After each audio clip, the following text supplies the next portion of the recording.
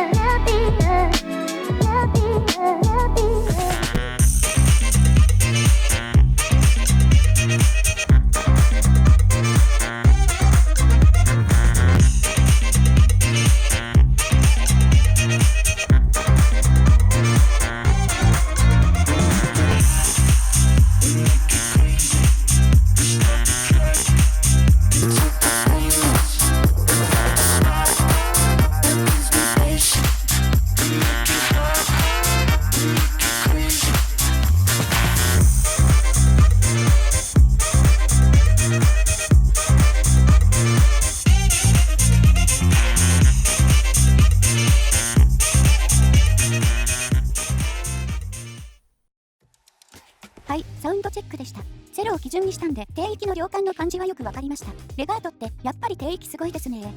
この辺りも絞ったりして特徴あるよね。そうですね。ゼロの音が結構明るく聞こえたでしょ。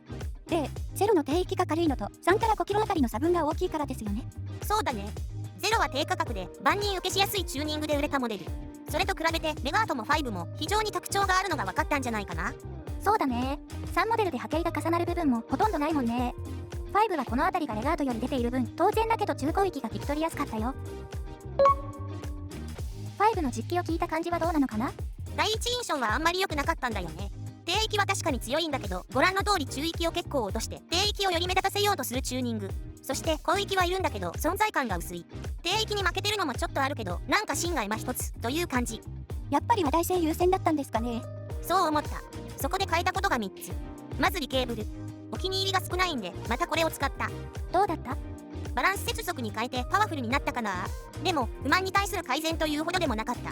次はアルテミス39から P を K7 に変えて聞いてみた。やっぱり据え置き方は違いますか？そうだね。エアロの時は気づけなかったけど、伸びと抜けに結構違いを感じたわ。でも結論から言うと、5とアルテミスの相性があまり良くないっぽいというだけで、別のモデルで聞き比べたら K7 とアルテミスの違いはごく小さなもので、ダックフィルターのセッティングでも少し印象の違いを感じた。セッティング1のミニマムフェーズが一番しっくりきたわ。でもこの2つを変えてなお、広域の薄味な印象の改善には至らず。最終手段はもちろんあれでしょ？そう EQ ね。カーブを見ると中域を落とした理由はわかるんだけど、なんでここもって思った。なので2つの谷の緩和目的でこんなセッティングにしてみた。これで解決かな？ああ、これだわ。ボーカルに華やかさが出てスッと前に出てきた。しかもデッドな感じで濁らない。中高域以上が低域に負けなくなった。中域は一応やってみたって感じなんだけど、やっぱり厚みが出たね。低域自体の量感って視覚的にはそれほどでもないんで、中域を持っても曖昧さが増すような傾向ではなくて、結構タイトな部分も残ってる。5キロ過ぎはもともとしっかりしてるから、低域から高域まで面で迫ってくる感じで、こりゃすげえなー状態。その割に結構ちゃんと分離して聞こえるんで、情報量多くなって疲れるし、繊細さを追求したらこのモデルじゃないけど、結果的にかなり楽しく聞けたよ。じゃあ 5DD って意味あると思った？あるねー。聞き手を選ぶモデルだとは思うけど、自分の好みの音になった時の圧と満足感はすごかった。レビュー動画の制作が立て込んでなければ、しばらくこれで色々聞いてみたいわ。マニア向けな感じはしますが、愛はとりあえず欲しいものリストに入れました。すでに愛ちゃんも十分マニアだと思うんで、欲しいものリストが溢れないうちに買うことをおすすめするよ。ということで、7Hz のアルテミス39と 5DD モデル5のレビューでした。ではまた次の動画で。ご視聴ありがとうございました。MD ジャックチャンネルはイヤホンレビューを音と波形た言葉で表現します。チャンネル登録お願いします。